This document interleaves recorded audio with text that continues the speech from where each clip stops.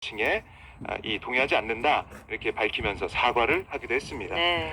그리고 이 국민의힘도 논평을 냈는데요. 정확한 정보와 배경을 파악하지 못한 채 우리 당 의원이 기자회견을 주선한 것에 대해 당 차원에서도 사과드린다 이렇게 밝혔습니다. 이런 가운데 민주당 등 야 6당은 정치 테러 집단 같은 단체를 초대해서 기자회견을 열게 한 거 있을 수 없는 일이다 라며 어제 김민전 의원 제명 촉구 결의안까지 국회에 제출한 상황입니다. 네, 여야 간극이 좁혀지기는커녕 점점 벌어지고 있는 느낌도 들고 있는데 어제 특검법 처리 시간표를 제시하면서 압박에 야당이 나서니까 여당은 자체적으로 개헌 특별 특검법을 내놓겠다고 맞불을 놨습니다. 네, 민주당은 이 후보 추천권을 제3자에게 부여하는 이런 특검을 이제 야당에서 지명 후보를 선출하는 게 아니라 이 대법원에서 그러니까 제3자가 하는 걸로 해서 다시 한번 이 내란 특검법을 발의를 했거든요. 네, 네. 수정안을 발의를 했는데요. 그러니까 여당이 독소조항이라고 지적해온 부분을 완화한 거다라고 얘기를 하면서 이르면 14일, 늦어도 16일 본회의에서 법안을 처리하겠다 이런 입장을 보이고 있습니다. 네. 그러니까 이 후보자 재추천 요구권인 비토권도 담지 않는 그러니까 국민의힘이 위헌적이라고 반대해온 조항을 선제적으로 뺀 만큼 국민의힘을 향해서 특검을 수용하라 이렇게 압박을 하고 있어요. 네. 반면에 국민의힘은 민주당이 재발의한 이 내란 특검법에 위헌적 요소가 여전히 다분한 많이 남아있는 박스가리 특검법에 불과하다 이렇게 얘기하면서 수용 불가 방침을 밝히고 있습니다.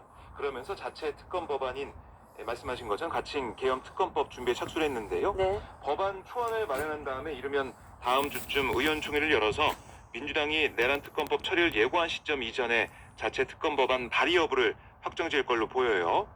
그러니까 수사 범위를 둘러싸고 이제 민주당이 지금 내놓는 그 법안에는 무한정 수사 범위를 넓혀놔서 그야말로 이제 여권 붕괴시키겠다는 그런 수사로 가는 게 아니냐 이런 네. 우려가 국민의힘 쪽에서 나오고 있는데 반면에 민주당에서는 지금 외환죄까지 추가해서 내란죄, 외환죄 관련된 특검 확실히 하자 이런 얘기를 하고 있어서 여야가 입장이 계속 네. 차에서 달리고 있습니다.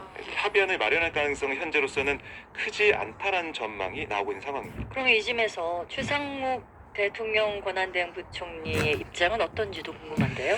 네, 이 최상목 대행이 어제 이제 입장을 뭐라고 냈냐면 윤 대통령 체포영장 집행과 관련해서 현행 법률 체계 안에서는 공수처와 경호처 사이 갈등의 출구를 뚫기 어렵다.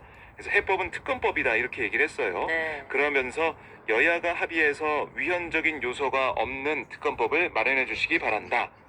그러면서 공수처와 경호처가 극한 대립을 하는 작금의 상황이 자연스럽게 해소될 걸로 생각한다라고 주장을 했습니다.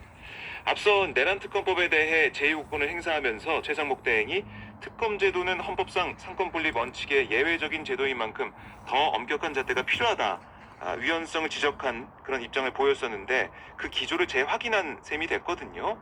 하지만 여기에 대해서 야권은 최 대행이 시간을 끌면서 책임을 회피하고 있다라고 비판하고 있는데 네. 여야 특검 법안 논의가 쉽지 않아 보이는 상황에서 최 대행의 이 또 다른 이 내란 특검법 제2요건 행사 이 가능성이 커졌다 이렇게도 볼 수가 있겠습니다. 네.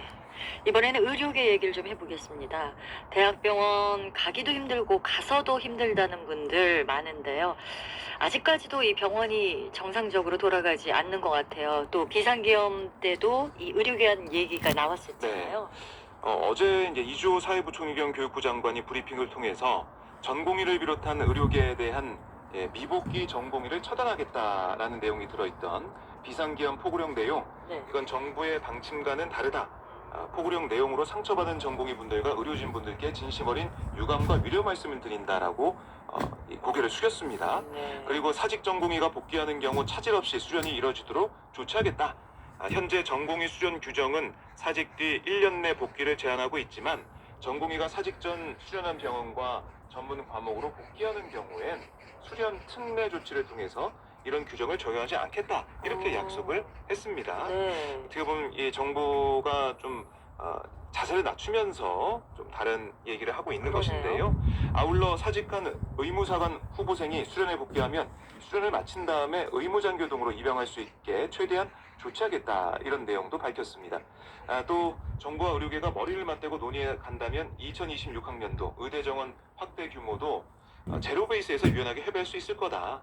내년 의대 정원이 확정돼야 시점은 2월까지인데 논의에 따라서는 2026년도에 의대 정원 확대가 없는 쪽으로도 갈 수 있다 이런 얘기까지 정부 쪽에서 나오고 있습니다. 네, 정부가 그럼 먼저 손을 내민 셈인데 의료계 반응은 어떻습니까?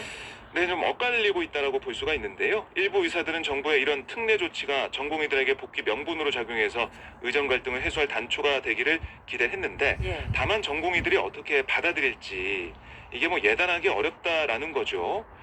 복귀하고 싶어하는 전공의들을 가로막고 있는 장병이 제거됐다. 하지만 당사자인 사직 전공의 사이에서도 수련 특례가 복귀 유인이 될 수 있다. 이런 얘기도 나왔지만 박단 대한전공의 협의회 비대위원장은 정부와 여당은 아직도 전공의를 한낱 노동력으로만 치부하고 있다. 전공의가 요구한 건 그게 아니다. 또 다른 사직 전공의도 면평으로 보인다. 전공의들이 크게 반응하지 않을 거다. 또 이렇게 또 엇갈린 얘기를 하고 있습니다. 전공의 복귀를 기대하는 정부의 얘기와 일부 의료계의 얘기 이게 현실화될 수 있을지 앞으로 의료계와 정부가 좀 대화의 장을 확실히 좀 열어가지고 논의할 수 있는 그런 테이블 이게 시간이 좀 필요해 보인다 이렇게 볼 수 있겠습니다. 네. 지구는 지구촌이라는 우리가 표현을 많이 하잖아요. 그러니까 지구는 이제 다 서로 나라가 다 연결돼 있다는 얘기인데 네. 우리나라의 이런 상황도 다른 나라에서 관심을 갖고 있고 또 무엇보다 이 미국 서부 최대 도시 LA에서 산불이 많이 일어나면서 그 피해가 커지고 있어서 안타깝습니다. 네, 지금 일단 이제 어제 기준으로 서부 해변의 퍼시픽 팰리세이드에서 발생한 최대 규모의 이 팰리세이드 산불 이 피해 면적이 82.7 제곱킬로미터예요. 그러니까 이게 24시간 전보다 13 제곱킬로미터나 더 커졌고요. 네네. 또 우리 한인들의 주요 거주지 인근인 동부 내륙의 알타데나에서 발생한 이튼 산불의 피해 지역도 55.4 제곱킬로미터로 하루 전보다 12제곱킬로미터가량 더 늘어났습니다. 네. 그리고 허스트 산불이나 아니면은 리비아 산불 이런 산불도 여전히 지금 계속해서 피해를 주고 있기 때문에 5건의 진행 중인 산불 피해 면적을 모두 합해 보니까 약 148제곱킬로미터로 피부를 안 하겠지만 이게 엄청난 그렇습니다. 거죠. 이게 서울시 면적의 4분의 1에 해당하는 규모예요. 그리고 이런 피해 규모 미국에 있는 지역과 비교해 보면 플로리다주의 대도시 마이애미와 같은 크기고 네. 뉴욕 맨하튼의 2.5배, 또 샌프란시스코와 보스턴 면적보다 크다라고 얘기하고 있습니다. 특히 이번 산불로 현재까지 집계된 사망자가 11명인데 미국 당국은 앞으로 수색이 계속 진행되면 사망자 수가 더 늘어날 수 있다 이렇게